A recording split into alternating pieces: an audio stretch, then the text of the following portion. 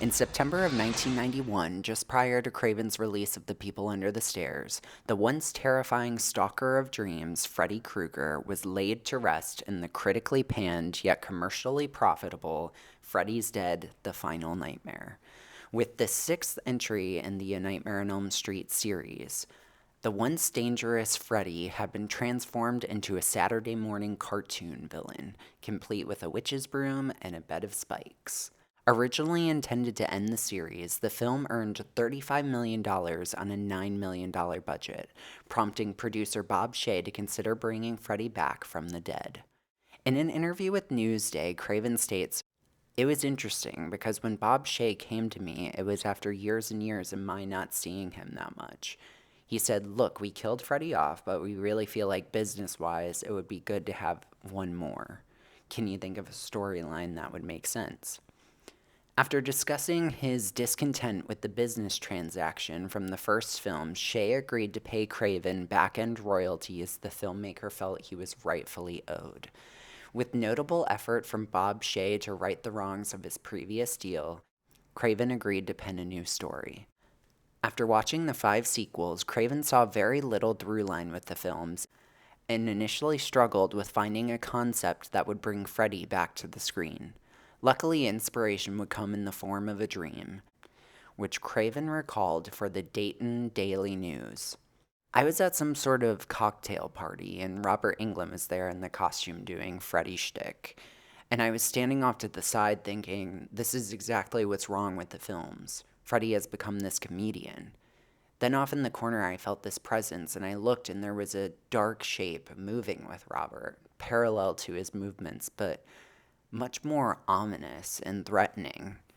The next morning I thought, what the hell is that all about? Then I realized that what it meant was that just because New Line had stopped making the series of films, that didn't mean that the essential thing out there that had inspired me to construct a figure like Freddy Krueger had stopped." Prompted forward by his dream, Wes began to meet with the original cast and crew to interview them about the impact the film had left on them over the last decade. It was during one such interview with Heather Langenkamp that Craven learned Langenkamp had dealt with a threatening stalker after the cancellation of the sitcom Just the 10 of Us. Finding irony in the fact that this stalker was generated from something as wholesome as a family sitcom, and not from the images of violence in A Nightmare on Elm Street, Wes utilized this story and the stories of others involved in the original film to craft Wes Craven's New Nightmare.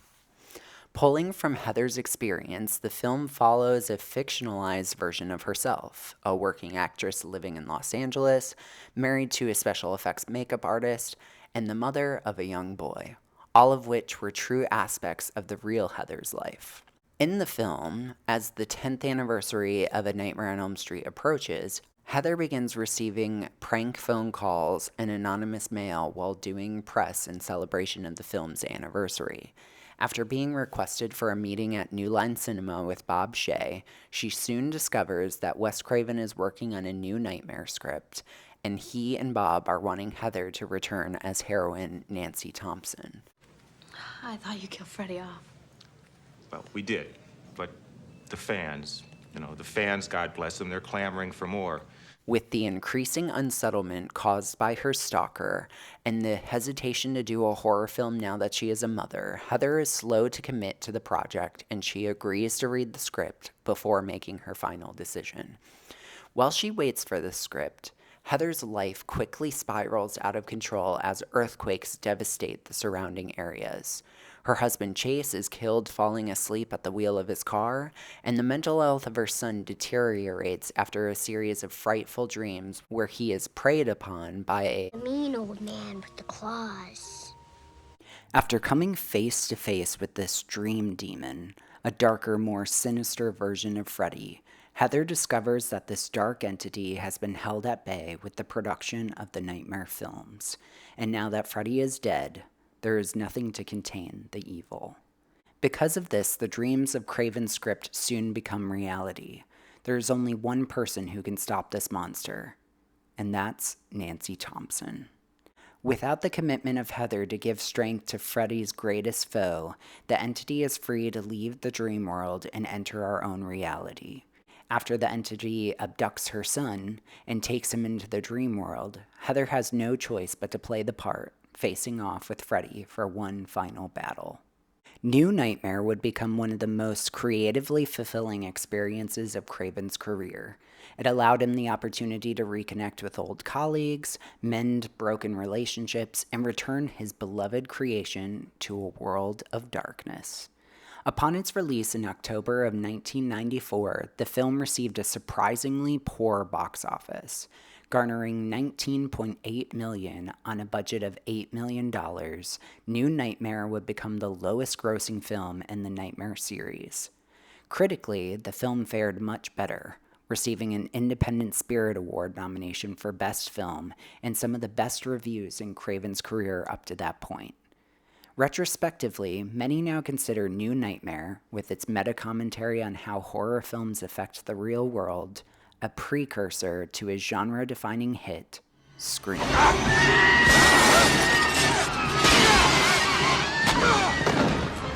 After the critical success of New Nightmare, Craven was approached by Eddie Murphy to direct his final contractual obligation for Paramount Pictures.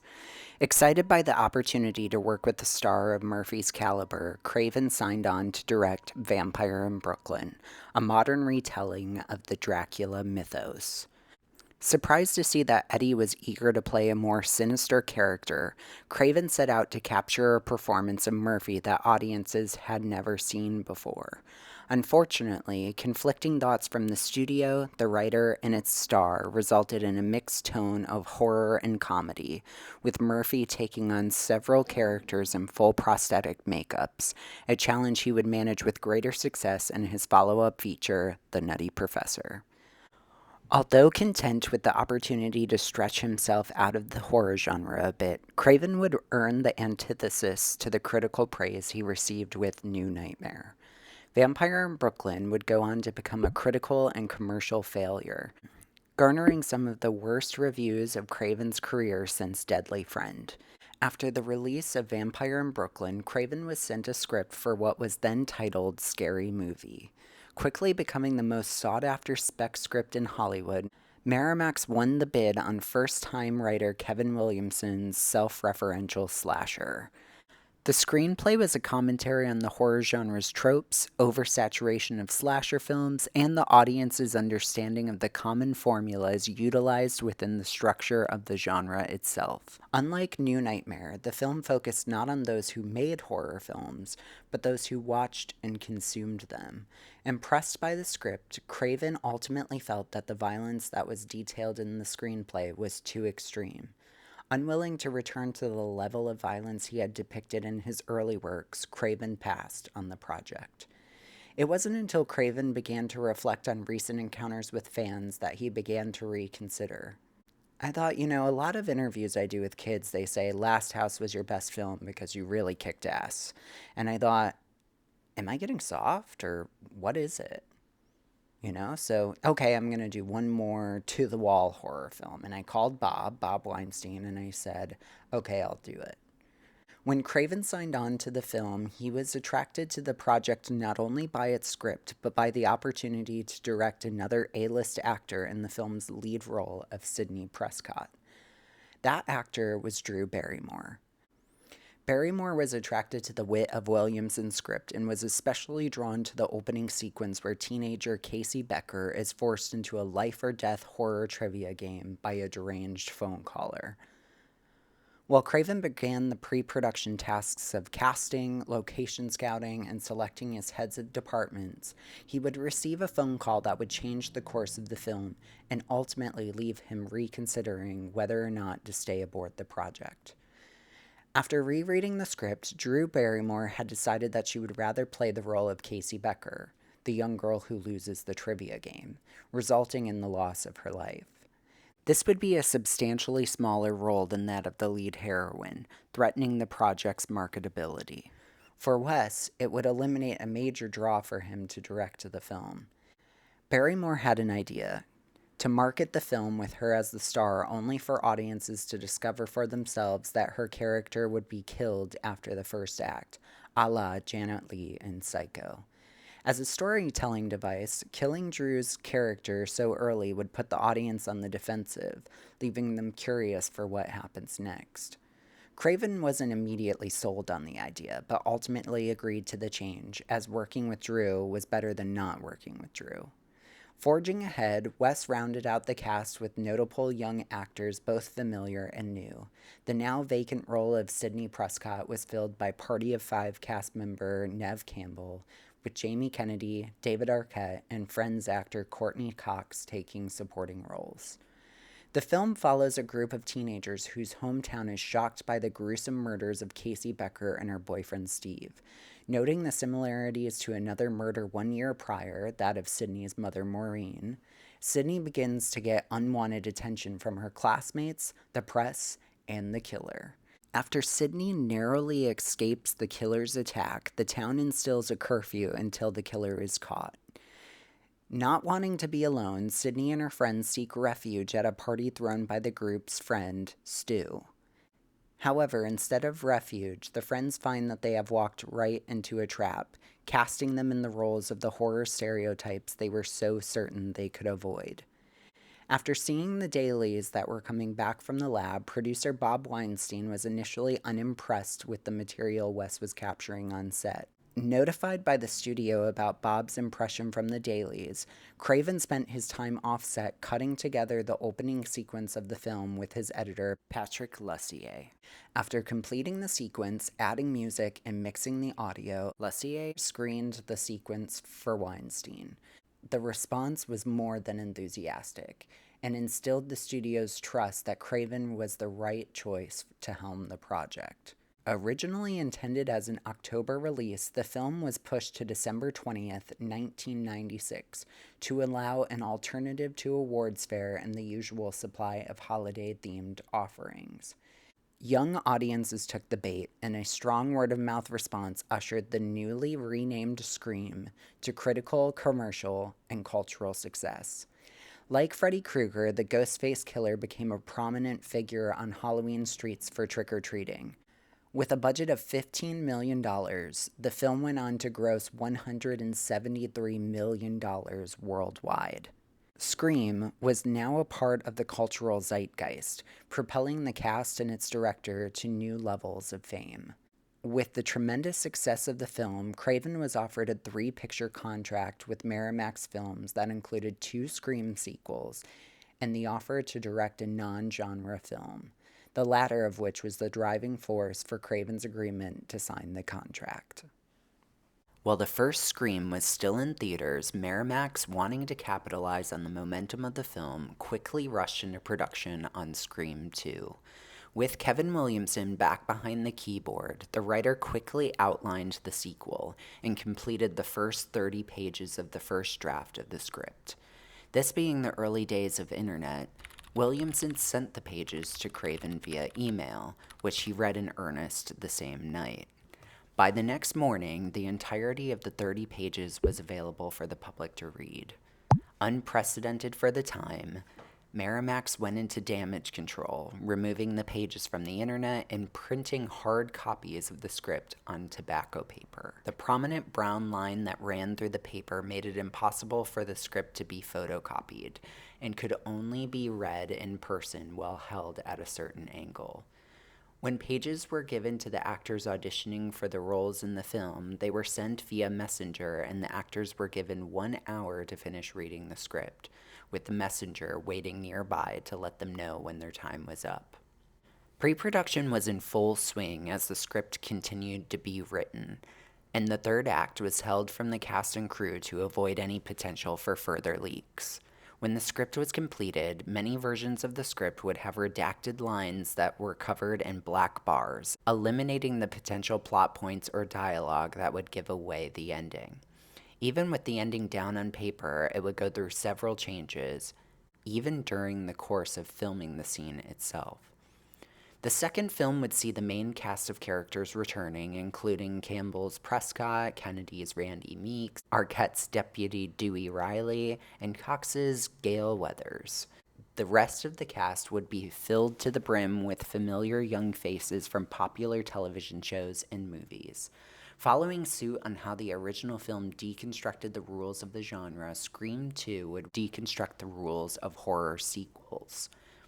Taking place a few years after the events of the original film, Gale Weathers has written a tell-all memoir about the events from the first film, which is now being released as the horror film Stab. Capitalizing on the release of the film, the new Ghostface killer has once again set his eyes on Sydney in hopes to recreate the Woodsboro murders and to finish the job started in the first film. Sydney, now in college, goes from survivor to final girl as she fights back against her aggressors, both physical and psychological. Scream 2 would hit theater screens December 12, 1997, just shy of 1 year from the first film's release. With a budget of $24 million, the sequel would go on to gross $172 million, coming in just below the original's gross of $173 million. Critically, the film fared well also, garnering favorable reviews with the omnipresent opinion that the film lacked the first film's originality, but that the growth of the characters and the slight shift in tone showed a maturity that felt honest to the characters' experience. The sequel further solidified the Ghostface killer's presence in pop culture, and Craven had successfully crafted a follow-up that was honorable of its predecessor. With 2 colossal hits in 2 years, Craven was given his choice to direct any non-genre film. After learning that Miramax had the rights for a dramatized retelling of the 1995 documentary Small Wonders, Craven jumped at the chance to direct it. Both a former teacher and listener of classical music, the film struck a chord with Craven, and he was excited by the opportunity to bring the story to the big screen. The Academy Award-nominated documentary Small Wonders follows violinist and teacher Roberta Gaspari, co-founder of the Opus 118 Harlem School of Music, as she continuously fights for music education funding in NYC public schools, especially for those in low-income areas. Originally designed to be a starring vehicle for Madonna, after her dramatic turn in the film version of Andrew Lloyd Webber's Evita, the pop star would leave the project citing creative differences with Craven. According to Craven, Madonna had wanted the film to focus on Roberta's romantic relationships following her divorce from her husband. Although the divorce was a catalyst for Roberta to start teaching violin, Craven felt that her romantic relationships had little to do with the forming of Opus 118, and the shift in focus of the film would lessen the impact Roberta had on the community. With the loss of the film's star, Craven wrote a letter to an actress who he had always admired, Meryl Streep. Moved by the letter and Craven's insistence that she was the only actress that could play the role, Streep signed on to the film. Unlike the months of violin lessons Madonna had already taken to prepare for the role, Meryl Streep was given 6 weeks to prepare. With a well-rounded cast that included Aidan Quinn, Angela Bassett, and Gloria Estefan, the film was catered to be an award-season darling. On a budget of $27 million, the film earned $15 million at the box office and would go on to earn 2 Academy Award nominations, the first for Streep's performance and the second for the Diane Warren-written title song performed by Esteban and boy band NSYNC.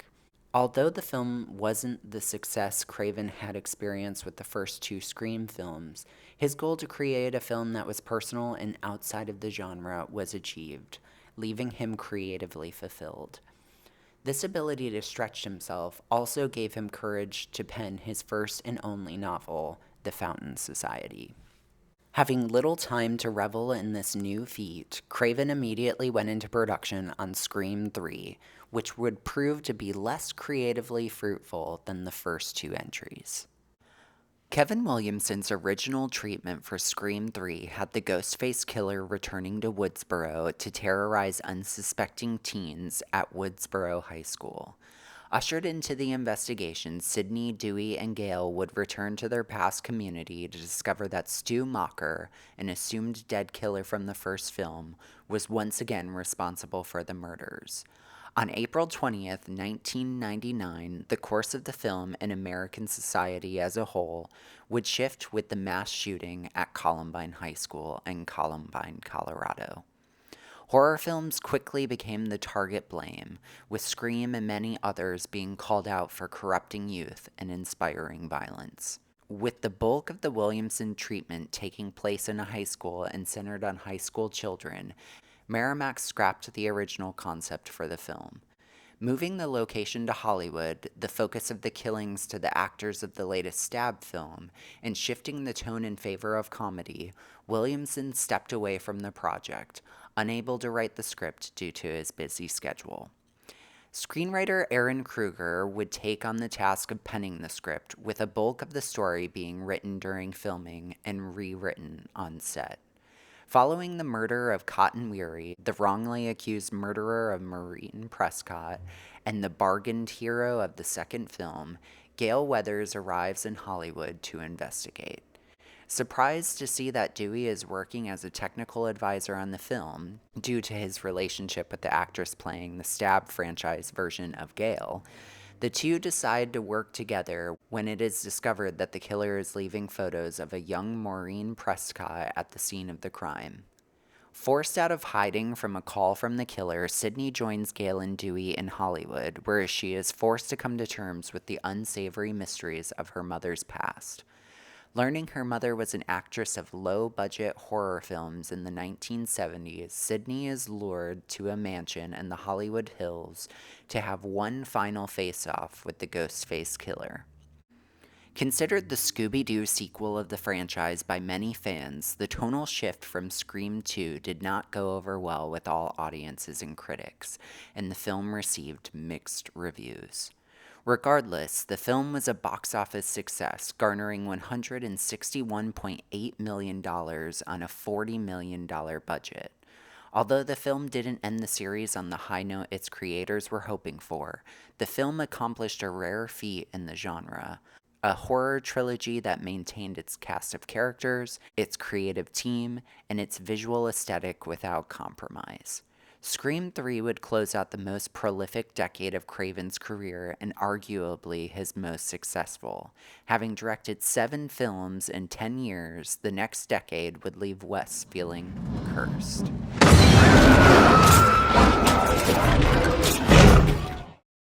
Hey everyone, this is Zach from Cinema Renegade. If you enjoyed this video, please like and subscribe, and we'll see you for part 3.